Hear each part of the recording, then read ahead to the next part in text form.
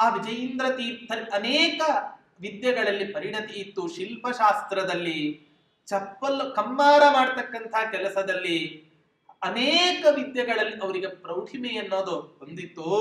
ಇವತ್ತಿಗೂ ಕೂಡ ರಾಯರ ಮಠದ ಪರಂಪರೆಯಲ್ಲಿ ವಿಜಯೇಂದ್ರ ತೀರ್ಥರು ತಮ್ಮ ಸ್ವಹಸ್ತದಿಂದ ರಚನೆ ಮಾಡಿದಂತ ಷೋಡಶಬಾಹು ನರಸಿಂಹದೇವರ ದರ್ಶನವನ್ನ ನಾವು ಮಾಡ್ತಾ ಇದ್ದೇವೆ.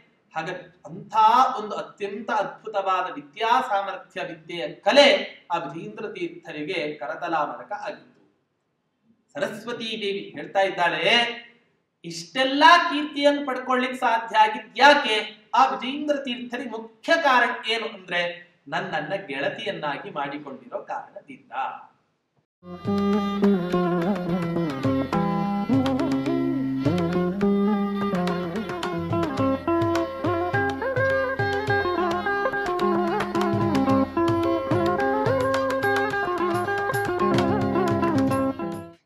पूज्याय राघवेन्द्राय सत्यधर्मरताय च भजतां कल्पवृक्षाय नमतां कामधेनवे दुर्वादिध्वान्तरवये वैष्णवेन्दीवरेन्दवे श्री राघवेन्द्र गुरवे नमो अत्यन्तदयालवे ಶ್ರೀ ಗುರುಭ್ಯೋ ನಮಃ ಹರಿ ಓಂ. ನಮ್ಮ ಇತಿಹಾಸ ಪರಂಪರೆಯನ್ನ ಅನ್ವೇಷಣೆ ಮಾಡ್ತಾ ನಾವು ಹೋದಂತೆ ಒಂದು ಕಟು ಸತ್ಯ ನಮಗೆ ಗೊತ್ತಾಗತ್ತೆ. ಯಾವುದೇ ರಾಜ ಅತ್ಯಂತ ಸಮೃದ್ಧಿಯಿಂದ ನಿಷ್ಪಕ್ಷಪಾತವಾಗಿ ಪ್ರಜೆಗಳಿಗೆ ಅನುಕೂಲ ಆಗುವಂತೆ ಆ ತನ್ನ ರಾಜ್ಯದಲ್ಲಿ ಆಡಳಿತ ನಡೆಸ್ತಾ ಇದ್ದಾನೆ, ಪೂರ್ಣ ಯಶಸ್ಸನ್ನ ಪಡ್ಕೊಂಡಿದ್ದಾನೆ ಆ ಕೆಲಸದಲ್ಲಿ ಅಂತ ಹೇಳಿದ್ರೆ ಅದರ ಹಿಂದೆ ಯಾರದ್ದಾದರೂ ಒಬ್ಬ ಗುರುಗಳ ಪಾತ್ರ ಮುಖ್ಯವಾಗಿ ಇದ್ದೇ ಇರುತ್ತೆ. ಹಾಗೆ ವ್ಯಾಸತೀರ್ಥರಂಥ ಮಹನೀಯರು ಅವರ ಮಹಿಮೆಯನ್ನ ನಮ್ಮ ಮಾಧ್ವರು ಹೊಗಳೋದಕ್ಕಿಂತಲೂ ಕೂಡ ಒಬ್ಬ ಅದ್ವೈತ ಸನ್ಯಾಸಿ ಕಲ್ಕತ್ತಾ ಆ ಬಂಗಾಲ್ ಪ್ರಾಂತ್ಯದಲ್ಲಿ ಇರ್ತಕ್ಕಂಥ ಅವನು ವ್ಯಾಸತೀರ್ಥರ ಗುರುಗಳಾದಂತಹ ಶ್ರೀಪಾದರಾಜರ ಹತ್ತಿರ ಬಂದು ವ್ಯಾಸತೀರ್ಥರ ಮಹಿಮೆಯನ್ನು ಕೊಂಡಾಡ್ತಾನಂತೆ. ಯದಧೀತಂ ತದಧೀತಂ ಯದನಧೀತಂ ತದಪ್ಯಧೀತಂ ಪಕ್ಷಧರ ವಿಪಕ್ಷೋ ನಾವೈಕ್ಷಿ ವ್ಯಾಸತೀರ್ಥ ಮಹಿಮಾ ಅಂತ ಹೇಳ್ತಾರೆ. ಇವನು ಹೇಳ್ತಾನೆ, ನಾವೇನ್ ಕಲ್ತಿದ್ದೇವೆ ಅದನ್ನು ನಿಮ್ಮ ಶಿಷ್ಯರಾದ ವ್ಯಾಸತೀರ್ಥರು ಕಲ್ತಿದ್ದಾರೆ, ನಾವೇನ್ ಕಲ್ತಿಲ್ವೋ ಅದನ್ನೂ ಕಲ್ತಿದ್ದಾರೆ. ಆದರೆ ಈ ಪಕ್ಷಧರ ಮಿಶ್ರ ಎಂಬ ವಿದ್ವಾಂಸ ವ್ಯಾಸತೀರ್ಥರಂತ ವಿದ್ವಾಂಸರನ್ನ ಇವತ್ತಿನ ತನಕ ಈ ಪ್ರಪಂಚದಲ್ಲಿ ನೋಡಿಲ್ಲ ಅಂತ ಹೇಳಿ ವ್ಯಾಸತೀರ್ಥರ ಅನುಪಸ್ಥಿತಿಯಲ್ಲಿ ಶ್ರೀಪಾದರಾಜರ ಹತ್ತಿರ ಅವರ ಶಿಷ್ಯರ ಗುಣಗಾನವನ್ನ ಮಾಡಿದಾಗ ಆದ ಸಂತೋಷಕ್ಕೆ ಪಾರವೇ ಇಲ್ಲ. ಅಂತ ವ್ಯಾಸತೀರ್ಥರು ಕೂಡ ನನ್ನನ್ನ ಬೆಳೆಸಿದ್ದಾರೆ. ಇಂಥ ಮಹಿಮೆ ಉಳ್ಳಂತಹ ವ್ಯಾಸತೀರ್ಥರು ನನ್ನನ್ನ ಬೆಳೆಸಿದ್ದಾರೆ. ಹೇಗೆ ಅಂತ ಹೇಳಿದ್ರೆ, ವ್ಯಾಸತೀರ್ಥರು ವ್ಯಾಸತ್ರಯ ಅಂತಾನೆ ಪ್ರಸಿದ್ಧವಾಗಿ ಬಿಟ್ಟಿದೆ ಇವತ್ತಿನ ದಿನ ಪ್ರಪಂಚದಲ್ಲಿ. ಟೀಕಾಕೃತ್ಪಾದರು ಬರೆದ ನ್ಯಾಯಸುಧಾ ಗ್ರಂಥದ ಅಧ್ಯಯನ ಬೇಕಾದರೆ ಸುಲಭದಲ್ಲಿ ಮಾಡಿ ಬಿಡಬಹುದು. ವ್ಯಾಸತೀರ್ಥರು ಬರೆದ ವ್ಯಾಸತ್ರಯಾದಿ ಗ್ರಂಥಗಳ ಅಧ್ಯಯನ ಮಾಡೋದು ಅಷ್ಟು ಸುಲಭ ಅಲ್ಲ. ನ್ಯಾಯಾಮೃತ, ತರ್ಕತಾಂಡವ, ತಾತ್ಪರ್ಯ ಚಂದ್ರಿಕಾ ಅಂತ ಬರೆದು ಚಂದ್ರಿಕಾಚಾರ್ಯರೇ ಅಂತ ಪ್ರಸಿದ್ಧರಾದವರು. ಯಾವ ರೀತಿ ರಾಯರು ಪರಿಮಳ ಅನ್ನೋ ವ್ಯಾಖ್ಯಾನವನ್ನ ನ್ಯಾಯಸುಧಾ ಗ್ರಂಥಕ್ಕೆ ಬರೆದು ಪರಿಮಳಾಚಾರ್ಯ ಅನ್ನೋ ಬಿರುದಿನಿಂದ ಜಗತ್ತಿನಲ್ಲಿ ಪ್ರಸಿದ್ಧರಾಗಿದ್ದಾರೋ ಅದೇ ರೀತಿ ವ್ಯಾಸತೀರ್ಥರನ್ನು ಕೂಡ ಚಂದ್ರಿಕಾಚಾರ್ಯರು ಅಂತ ಕರೀತಾರೆ.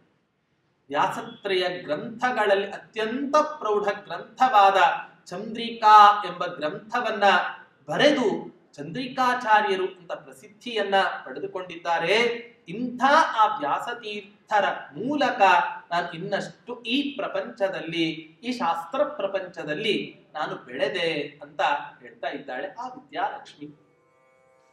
ಹೀಗೆ ನಿರೂಪಣೆಯನ್ನ ಮಾಡ್ತಾ ಆ ವಿದ್ಯಾಲಕ್ಷ್ಮಿ ವೆಂಕಟನಾಥರ ಹತ್ತಿರ ಇನ್ನೂ ಮಾತನಾಡ್ತಾಳೆ.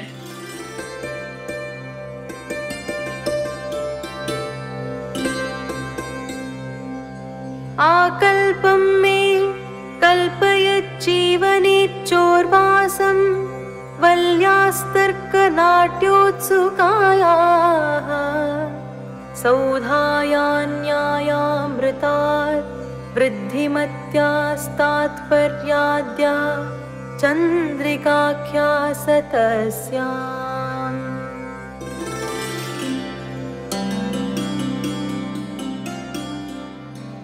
ವಿದ್ಯಾಲಕ್ಷ್ಮಿ ಆ ವೆಂಕಟನಾಥರ ಹತ್ತಿರ ಮಾತನಾಡ್ತಾ ಇದ್ದಾಳೆ. ಆಕಲ್ಪಮ್ಮೆ, ಪ್ರಳಯ ಕಾಲದವರೆಗೂ ಕೂಡ ನಾನು ಈ ಜಗತ್ತಿನಲ್ಲಿ ಅತ್ಯಂತ ಪ್ರಸಿದ್ಧಿಯನ್ನ ಹೊಂದಬೇಕು ಅನ್ನೋ ಆಸೆ ನನಗಿತ್ತು. ಕೇವಲ ಪ್ರಸಿದ್ಧಿ ಅಷ್ಟೇ ಅಲ್ಲ, ಅನೇಕರು ಅನೇಕ ರೀತಿಯಿಂದ ಪ್ರಸಿದ್ಧಿಯನ್ನ ಪಡ್ಕೋತಾರೆ. ಏನಕೇನಾಪ್ಯುಪಾಯೇನ ಪ್ರಸಿದ್ಧ ಪುರುಷೋಭವ, ಕಳ್ತನ ಮಾಡಿ ಒಬ್ಬ ಪ್ರಸಿದ್ಧಿಯನ್ನು ಪಡ್ಕೋತಾನೆ, ಇನ್ನೊಬ್ಬ ಕಷ್ಟಪಟ್ಟು ಜೀವನದಲ್ಲಿ ಕೆಲಸ ಮಾಡಿ ತನ್ನ ಪ್ರಸಿದ್ಧಿಯನ್ನ ಜೀವನದಲ್ಲಿ ಉಳಿಸ್ಕೋತಾನೆ. ಕೇವಲ ಪ್ರಸಿದ್ಧಿ ಅಷ್ಟೇ ಅಲ್ಲ, ಹೇಳ್ತಾರೆ ತರ್ಕನಾಟ್ಯೋತ್ಸುಕಾಯ, ಗೌರವದಿಂದಲೂ ಕೂಡ ಈ ಪ್ರಪಂಚದಲ್ಲಿ ನನಗೆ ಬಾಳಬೇಕು ಅನ್ನುವಂತಹ ಆಸೆ ನನಗುಂಟಾಯಿತು. ಅದಕ್ಕೋಸ್ಕರವೇ ಬಳ್ಳಿಯಂತೆ ಇರತಕ್ಕಂಥ ನಾನು ತರ್ಕತಾಂಡವ ಅನ್ನುವ ಗ್ರಂಥದಲ್ಲಿ ನಾನು ಅತ್ಯಂತ ಉತ್ಕಂಠಿತಳಾಗಿದ್ದೇನೆ. ಶ್ರೀಮದ್ ವ್ಯಾಸತೀರ್ಥರು ಅನೇಕ ಪರವಾದಿಗಳನ್ನ ಖಂಡನೆ ಮಾಡಬೇಕಾದರೆ ನ್ಯಾಯಾಮೃತ ಅನ್ನೋ ಹೆಸರಿನಲ್ಲಿ ಒಂದು ಗ್ರಂಥವನ್ನ ರಚನೆ ಮಾಡಿದರು. ಆಗಿನ ಕಾಲದ ಕೆಲವು ಕುಹಕಿಗಳು ವ್ಯಾಸತೀರ್ಥರಂಥವರೇ ನಮ್ಮ ನ್ಯಾಯಶಾಸ್ತ್ರಕ್ಕೆ ಸಂಬಂಧಪಟ್ಟ ನಿಯಮಗಳನ್ನ ಇಟ್ಟುಕೊಂಡು ಪರವಾದಿಗಳನ್ನ ಖಂಡನೆ ಮಾಡ್ತಾರೆ ಅಂದರೆ ಹಾಗಾದ್ರೆ ನಮ್ಮ ಶಾಸ್ತ್ರಕ್ಕೆ ಎಷ್ಟು ಮಹತ್ವ ಇರಬಾರದು. ಆದ್ದರಿಂದ ಇಡೀ ಪ್ರಪಂಚದಲ್ಲಿ ನ್ಯಾಯಶಾಸ್ತ್ರಕ್ಕೆ, ವೈಶೇಷಿಕ ಶಾಸ್ತ್ರಕ್ಕೆ ಸಮಾನವಾದ ಇನ್ನೊಂದು ಶಾಸ್ತ್ರ ಪ್ರಪಂಚದಲ್ಲಿ ಯಾವುದೂ ಕೂಡ ಇಲ್ಲ. ಕುಹಕಿಗಳು ಮಾತನಾಡ್ಲಿಕ್ಕೆ ಆರಂಭ ಮಾಡಿ ಅವರ ಸದ್ದನ್ನ, ಅವರ ಅಹಂಕಾರವನ್ನ ಖಂಡನೆ ಮಾಡೋದಕ್ಕೋಸ್ಕರವೇ ಆ ವ್ಯಾಸತೀರ್ಥರು ಇನ್ನೊಂದು ಗ್ರಂಥವನ್ನ ರಚನೆ ಮಾಡಿದರು. ಅದೇ ತರ್ಕತಾಂಡವ. ತರ್ಕದ ನಿಯಮಗಳನ್ನ ಇಟ್ಟುಕೊಂಡು ತಾಂಡವ ನೃತ್ಯವನ್ನೇ ಆಡಿಬಿಟ್ರಂತೆ ಆ ವ್ಯಾಸತೀರ್ಥರು. ಆ ಸಂದರ್ಭದಲ್ಲಿ ಹೇಳ್ತಾರೆ, ಆ ಬಳ್ಳಿಯಂತೆ ಇರತಕ್ಕಂಥ ನಾನು ತರ್ಕನಾಟ್ಯೋತ್ಸುಕಾಯ, ತಾಂಡವ ನೃತ್ಯವನ್ನ ಅತ್ಯಂತ ಉತ್ಕಂಠತೆಯಿಂದ ಮಾಡಬೇಕು ಅಂತ ಅಂದುಕೊಂಡಂಥ ನನಗೆ ತರ್ಕತಾಂಡವ ಅನ್ನೋ ಗ್ರಂಥ ರಚನೆಯನ್ನ ಮಾಡಿ ನನ್ನ ಬಯಕೆಯನ್ನ ಪೂರೈಸಿದರು ಈ ವ್ಯಾಸತೀರ್ಥರು. ಅಷ್ಟೇ ಅಲ್ಲ, ಬರೀ ತಾಂಡವ ನೃತ್ಯವನ್ನ ಮಾಡಿದರೆ ತೃಪ್ತಳಾಗದ ನಾನು ಅಮೃತವನ್ನ ಕುಡಿಯಬೇಕು ಅನ್ನುವ ಆಸೆ ಉಂಟಾಯಿತು. ಯಾಕೆ? ಒಂದು ಸಲ ಅಮೃತ ಪಾನ ಮಾಡಿದರೆ ಯಾವತ್ತೂ ಕೂಡ ಮರಣ ಅನ್ನೋದು ನನಗೆ ಬರಲು ಸಾಧ್ಯ ಇಲ್ಲ.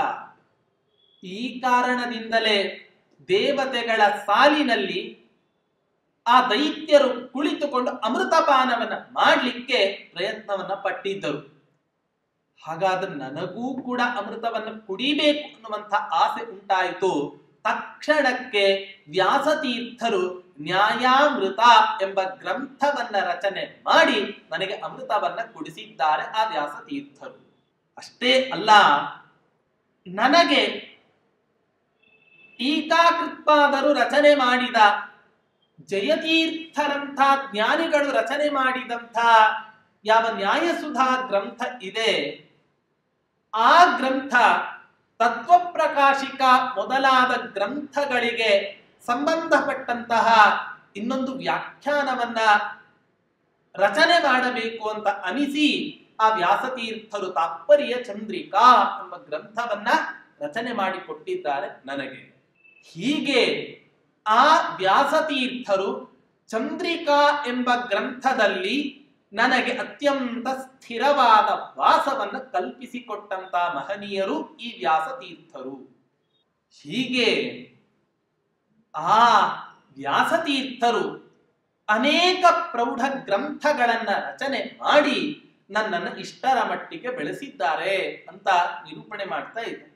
ಲೌಕಿಕ ದೃಷ್ಟಾಂತವನ್ನ ಗಮನಿಸಿ ಅರ್ಥವನ್ನ ನೋಡೋದಾದರೆ, ಒಂದು ಬಳ್ಳಿ ಇರುತ್ತೆ, ಆ ಬಳ್ಳಿ ಅಮೃತವನ್ನ ಹೀರ್ತಾ ಹೀರ್ತಾ ಅತ್ಯಂತ ಸಂತೋಷ ಪಡ್ತಾ ಇದೆ.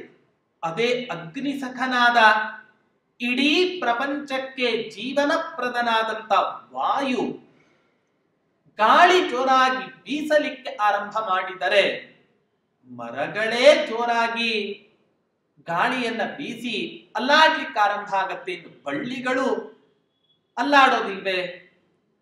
ಆಗ ಆ ಬಳ್ಳಿ, ಆ ಜಗತ್ಪ್ರಾಣನಾದ ವಾಯು ತನ್ನ ಗಾಳಿಯನ್ನು ಬೀಸಲಿಕ್ಕೆ ಆರಂಭ ಮಾಡಿದಾಗ ಅತ್ತಿತ್ತ ಹಂದಾಡಿ ತಾಂಡವ ನೃತ್ಯವನ್ನ ಮಾಡಬೇಕು ಅಂತ ಬಯಸ್ತಾ ಇತ್ತಂತೆ ಆ ಬಳ್ಳಿ. ಆದ್ರೆ ಯಾವನೋ ಒಬ್ಬ ಪುರುಷ ಆ ಬಳ್ಳಿಗೆ ಒಂದು ಪಾತಿಯನ್ನ ಕಟ್ಟಿಕೊಟ್ಟ. ಪಾತಿ ಅನ್ನೋ ಶಬ್ದಕ್ಕೇನರ್ಥ?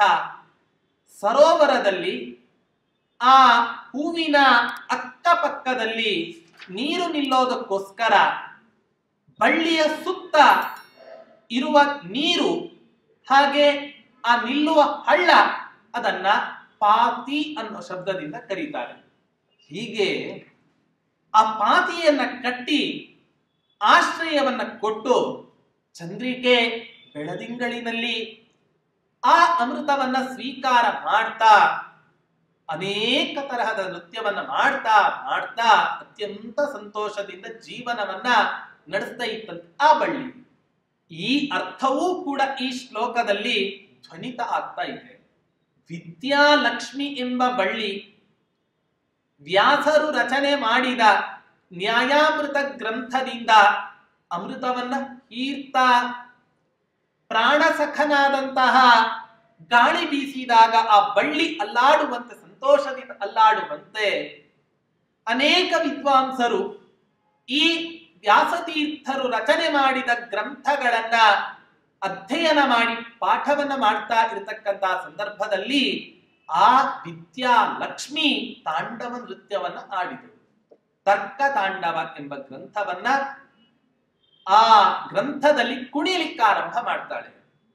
ಹೀಗೆ ಆ ವಿದ್ಯಾಲಕ್ಷ್ಮಿ ರಾತ್ರಿ ಕಾಲ ತಾತ್ಪರ್ಯ ಚಂದ್ರಿಕಾ ಎಂಬ ಗ್ರಂಥದ ಮೂಲಕ ಎಲ್ಲ ವಿದ್ವಾಂಸರ ಮನಸ್ಸಿಗೆ ಚಂದ್ರ ಯಾವ ರೀತಿ ಬೆಳದಿಂಗಳಿನ ಮೂಲಕ ಮನಸ್ಸಂತೋಷವನ್ನ ಪಡಿಸ್ತಾನೋ ಅದೇ ರೀತಿ ಈ ವ್ಯಾಸತೀರ್ಥರು ರಚನೆ ಮಾಡಿದ ಚಂದ್ರಿಕಾ ಎಂಬ ಗ್ರಂಥದ ಮೂಲಕ ಎಲ್ಲ ವಿದ್ವಾಂಸರ ಮನಸ್ಸೂ ಕೂಡ ಅತ್ಯಂತ ಸಂತೃಪ್ತ ಆಗುತ್ತೆ.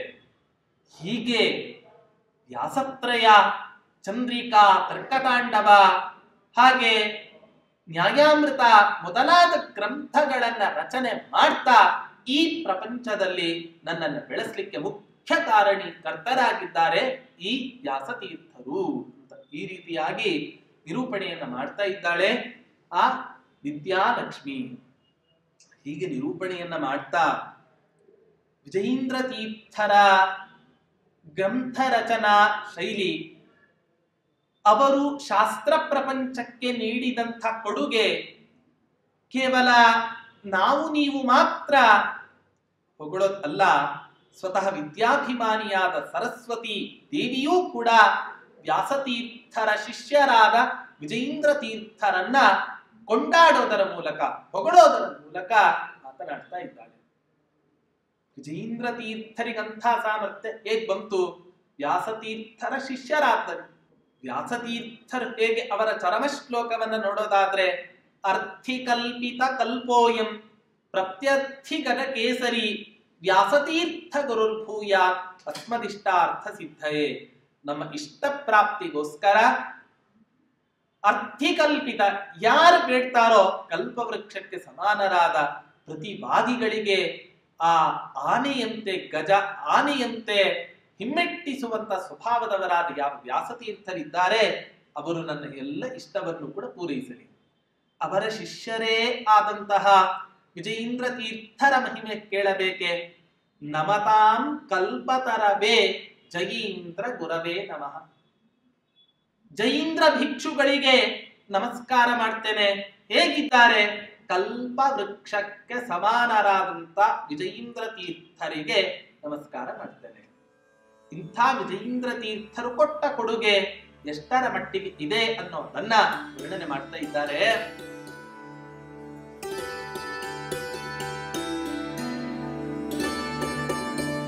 ವಿಖ್ಯಾತೋ ಯಃ ಶ್ರೀ ಜಯೀಂದ್ರ ವ್ರತೀಂದ್ರ ಸಖ್ಯಾ ಲಬ್ಧಾ ಸಾಧು ಕೀರ್ತಿಂ ಮಯೋರ್ವ್ಯಾ ವ್ಯಾಖ್ಯಾ ವ್ಯಾಜಾದಾಲವಾಲಂ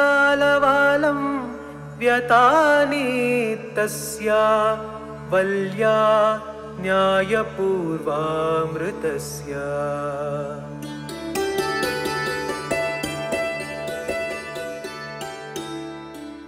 ಜಗತ್ಪ್ರಸಿದ್ಧರಾದಂತಹ ಯಾವ ವಿಜಯೀಂದ್ರ ತೀರ್ಥರಿದ್ದಾರೆ, ನನ್ನ ಗೆಳೆತನವನ್ನ ಅವರು ಮಾಡಿದರು. ನನ್ನ ಗೆಳೆತನ ಮಾಡಿರುವ ಕಾರಣದಿಂದಲೇ ಆ ವಿಜಯೀಂದ್ರ ತೀರ್ಥರು ಇಡೀ ಪ್ರಪಂಚದಲ್ಲಿ ಕೀರ್ತಿಯನ್ನು ಸಂಪಾದನೆ ಮಾಡಲಿಕ್ಕೆ ಸಾಧ್ಯ ಆಯಿತು. ಚತುಷ್ಷಷ್ಟಿ ಕಲಾ ವಿದ್ಯಾ ಜುಷೇ ವಿದ್ವನ್ ಮಹೋಜುಷೇ. ಇಡೀ ಪ್ರಪಂಚದಲ್ಲಿ ಪ್ರಸಿದ್ಧವಾದ 64 ವಿದ್ಯೆಗಳು ಅಂತ ಯಾವ್ದ್ಯಾವ್ದು ಇದ್ದಾವೋ ಆ ಎಲ್ಲ ವಿದ್ಯೆಗಳನ್ನು ಕೂಡ ಕರತಲಾ ಮಲಕ ಮಾಡಿಕೊಂಡಂಥ ಮಹನೀಯರೇ ಆ ವಿಜಯೀಂದ್ರ ತೀರ್ಥರು. ಇವತ್ತಿಗೂ ಕೂಡ ಆ ವಿಜಯೀಂದ್ರ ತೀರ್ಥರ ಅನೇಕ ವಿದ್ಯೆಗಳಲ್ಲಿ ಪರಿಣತಿ ಇತ್ತು. ಶಿಲ್ಪಶಾಸ್ತ್ರದಲ್ಲಿ, ಕಮ್ಮಾರ ಮಾಡ್ತಕ್ಕಂಥ ಕೆಲಸದಲ್ಲಿ, ಅನೇಕ ವಿದ್ಯೆಗಳಲ್ಲಿ ಅವರಿಗೆ ಪ್ರೌಢಿಮೆ ಅನ್ನೋದು ಹೊಂದಿತ್ತು. ಇವತ್ತಿಗೂ ಕೂಡ ರಾಯರ ಮಠದ ಪರಂಪರೆಯಲ್ಲಿ ವಿಜಯೀಂದ್ರ ತೀರ್ಥರು ತಮ್ಮ ಸ್ವಹಸ್ತದಿಂದ ರಚನೆ ಮಾಡಿದಂತ ಷೋಡಶಬಾಹು ನರಸಿಂಹದೇವರ ದರ್ಶನವನ್ನ ನಾವು ಮಾಡ್ತಾ ಇದ್ದೇವೆ. ಹಾಗಾಗಿ ಅಂಥ ಒಂದು ಅತ್ಯಂತ ಅದ್ಭುತವಾದ ವಿದ್ಯಾ ಸಾಮರ್ಥ್ಯ ವಿದ್ಯೆಯ ಕಲೆ ಆ ವಿಜಯೀಂದ್ರ ತೀರ್ಥರಿಗೆ ಕರತಲಾಮಲಕ ಆಗಿತ್ತು. ಸರಸ್ವತೀ ದೇವಿ ಹೇಳ್ತಾ ಇದ್ದಾಳೆ, ಇಷ್ಟೆಲ್ಲಾ ಕೀರ್ತಿಯನ್ನು ಪಡ್ಕೊಳ್ಳಿಕ್ ಸಾಧ್ಯ ಆಗಿದ್ಯಾಕೆ? ಆ ವಿಜಯೀಂದ್ರ ತೀರ್ಥರಿಗೆ ಮುಖ್ಯ ಕಾರಣ ಏನು ಅಂದ್ರೆ ನನ್ನನ್ನ ಗೆಳತಿಯನ್ನಾಗಿ ಮಾಡಿಕೊಂಡಿರೋ ಕಾರಣದಿಂದ. ಅಷ್ಟೇ ಅಲ್ಲ, ಆ ವಿಜಯೀಂದ್ರ ತೀರ್ಥರು ಹೀಗೆ ಅತ್ಯಂತ ಉತ್ತಮವಾದ ಕೀರ್ತಿಯನ್ನ ಸಂಪಾದನೆ ಮಾಡಿ ಅವರು ನನ್ನ ಒಂದು ಬೆಳವಣಿಗೆಗೋಸ್ಕರ ವ್ಯಾಸತೀರ್ಥರು ರಚನೆ ಮಾಡಿದಂಥ ಯಾವ ನ್ಯಾಯಾಮೃತ ಎಂಬ ಗ್ರಂಥ ಇದೆ, ಆ ಗ್ರಂಥಕ್ಕೆ ಆಮೋದ ಅನ್ನೋ ವ್ಯಾಖ್ಯಾನ ಎಂಬ ಪಾತಿಯನ್ನ ಕಟ್ಟಿದ್ರಂತೆ ಅವರು. ವ್ಯಾಖ್ಯಾನ ಮಾಡುವಂತಹ ಒಂದು ನೆಪದಿಂದ ವ್ಯಾಸತೀರ್ಥರು ಬರೆದಂತಹ ಅದ್ಭುತವಾದ ಯಾವ ನ್ಯಾಯಾಮೃತ ಗ್ರಂಥ ಇದೆ ಆ ಗ್ರಂಥಕ್ಕೆ ಆಮೋದ, ನ್ಯಾಯಾಮೃತಾಮೋದ ಅನ್ನುವಂತಹ ವ್ಯಾಖ್ಯಾನವನ್ನು ಬರೆದು ನನಗೆ ಸಹಾಯವನ್ನ ಮಾಡಿದ್ದಾರೆ. ಹೇಗಿದೆ ನ್ಯಾಯಾಮೃತಾಮೋದ ಅನ್ನೋ ವ್ಯಾಖ್ಯಾನ? ನನ್ನ ಬಳ್ಳಿಯ ಯಾವ ಬೆಳವಣಿಗೆ ಇದೆ ಆ ಬೆಳವಣಿಗೆಗೆ ಬೇಕಾದ ನೀರು ಬೇಕು. ಆ ನೀರು ನಿಲ್ಲಿಸ್ಲಿಕ್ಕೆ ಒಂದು ಜಾಗ ಬೇಕು, ಅದನ್ನ ಪಾತಿ ಅಂತ. ಕಳೆದ ಶ್ಲೋಕದಲ್ಲಿ ನೋಡಿದಂತೆ ಈ ನ್ಯಾಯಾಮೃತ ಮೋದ ಎಂಬ ಗ್ರಂಥ ವ್ಯಾಖ್ಯಾನ ಹೇಗಿದೆ?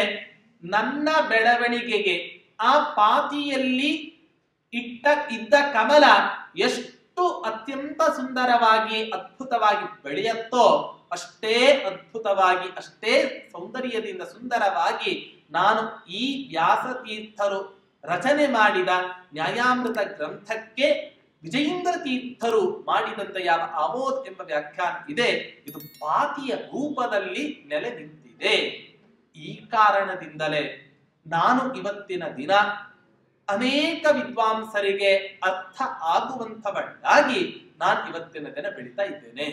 ಇಂಥ ಮಹದುಪಕಾರವನ್ನ ಮಾಡಿದಂಥ ಮಹನೀಯರು, ಈ ಪರಂಪರೆಯಲ್ಲಿ ಬಂದಂತ, ಈ ಜ್ಞಾನಿಗಳ ಪರಂಪರೆಯಲ್ಲಿ ಬಂದಂತಹ ಮಹನೀಯರು ಆ ವಿಜಯೀಂದ್ರ ತೀರ್ಥರು, ಅವರು ಕೂಡ ಇಂಥ ಒಂದು ಅದ್ಭುತವಾದ ವಿದ್ಯಾ ಸೇವೆಯನ್ನ ಮಾಡಿ ನನ್ನನ್ನ ಬೆಳೆಸಿದ್ದಾರೆ ಅಂತ ಹೇಳಿ ಆ ವಿಜಯೀಂದ್ರ ತೀರ್ಥರ ವೈಭವವನ್ನ ಆ ವಿದ್ಯಾ ಲಕ್ಷ್ಮಿ ಕೊಂಡಾಡ್ತಾ ಇದ್ದಾಳೆ. ಆ ವೆಂಕಟನಾಥನ